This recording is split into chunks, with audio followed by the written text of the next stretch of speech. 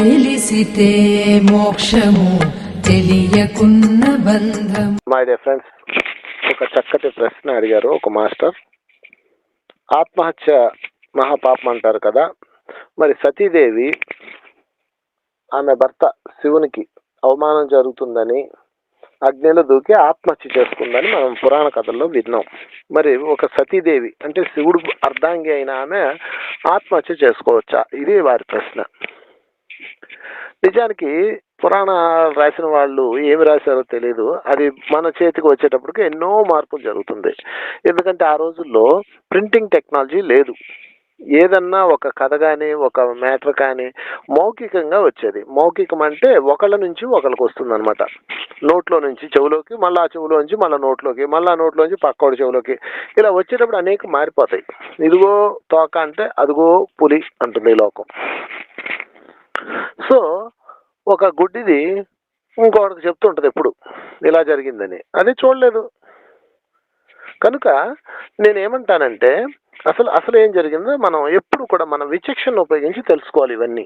అందుకనే ఎప్పుడు కూడాను ఏ గ్రంథంలో అయినా మీరు చదివినప్పుడు ఆ గ్రంథంలో ఉన్న సారాన్ని దేశకాలమైన పరిస్థితులు అన్వయించుకొని మీలో ఉన్న విచక్షణ మేలుకొలిపి దాన్ని అర్థం చేసుకోవాలి. అంతేగాని పుస్తకంలో ఉన్నది యథాతథంగా స్వీకరించరాదు. ఎందుకంటే అది ఎన్నో చేతులు మారి వచ్చింది. సరే, మొదటి అసలు పాయింట్కి వస్తే సతీదేవి ఎవరు? సతీదేవి శివుని అర్ధాంగి అంటే శివునిలో సగభాగం. ఆమె ఎంతో ఉన్నతమైన ఆత్మ.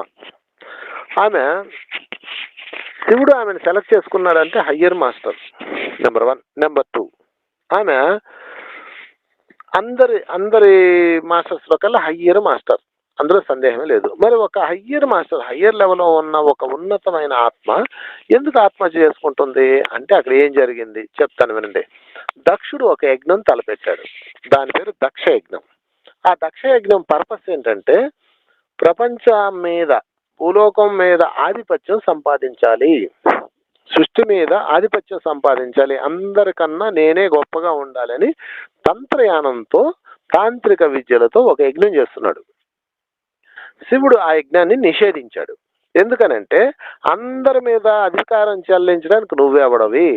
మీరు పురాణ కథలన్నీ తీయండి, ప్రతోడికి ఒక దురద ఉంటుంది.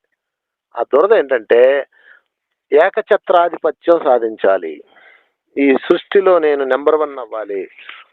అది ఒక పిచ్చి అనమాట. ప్రతి ఒక్కళ్ళలోనూ ఉంటుంది, ఎవరి లెవెల్లో ఆడుకుంటుంది. ఈ ఊరికి నేను జమీందారు అవ్వాలి, ఈ ఊరు లెవెల్లో వాడికి ఊరు, దేశం లెవెల్లో వాడికి దేశం, అందరూ పక్కోడి మీద ఆధిపత్యం సంపాదించాలని ప్రయత్నం చేస్తారు. అలాగా దక్షుడు సృష్టి మీద అంటే ఈ భూమి మీద ఆధిపత్యం సంపాదించాలి. ఆధిపత్యం, చక్రవర్తి హోదా, అందరినీ శాసించే స్థాయికి మన పాదాల కిందకు తెచ్చుకోవాలి. దాని పేరు తంత్రయానం. దానికి సంబంధించిన యజ్ఞం చేస్తున్నాడు. దానిని శివుడు వ్యతిరేకించాడు.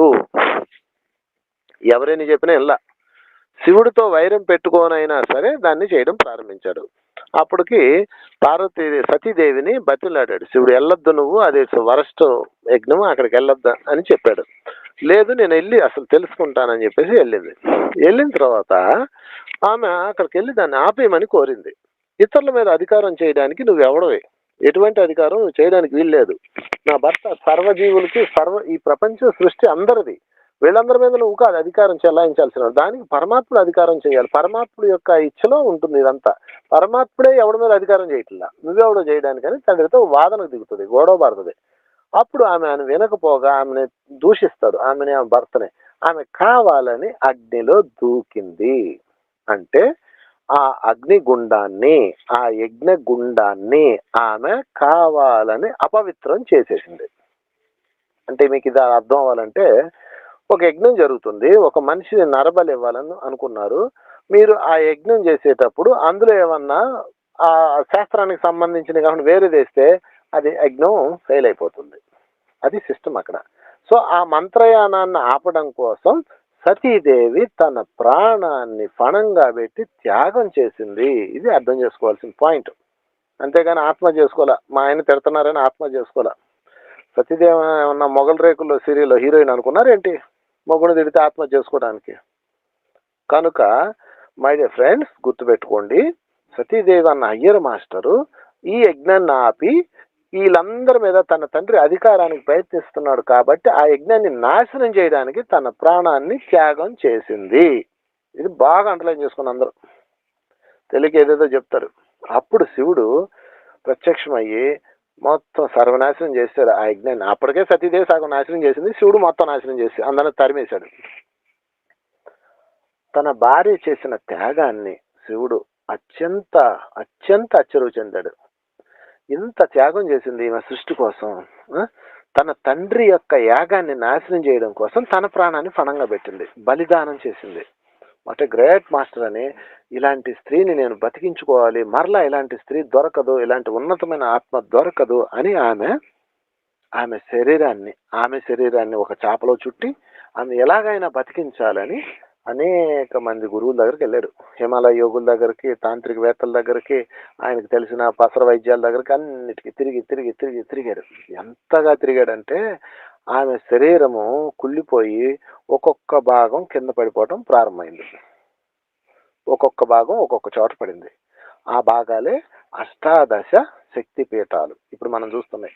ఒక్కొక్క చూడండి, కావలిస్తే ఒక చోట ఈ కాలు పడింది, ఒక చోట మొండెం పడింది, ఒక చోట అది పడింది, ఒక చోట ఇది పడింది అని మీకు ఉంటాయి అక్కడ.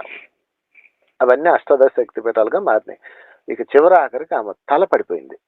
ఆమె తల పడిపోతే అప్పుడు శివుడికి ఇంకా ఇది అవ్వదు అని చెప్పేసి శివుడు ఒక వైరాగ్యంలోకి వెళ్ళిపోయి మరలా అటువంటి జగన్మాతను సృష్టించాలంటే మరి తనలో సగభాగమే కదా, అందుకని ఆమెను సృష్టించాలంటే ఏం చేయాలి? ఒకటే మార్గం, తపస్సు, ధ్యానం. వెళ్ళిపోయి కైలాసంలో కూర్చొని ఇంకా తీవ్రమైన తపస్సులోకి వెళ్ళిపోయాడు, శూన్యంలోకి వెళ్ళిపోయాడు. ఇదేది వైరాగ్యంతో బాధతో కాదు, సృష్టి పట్ల సహకారంతో.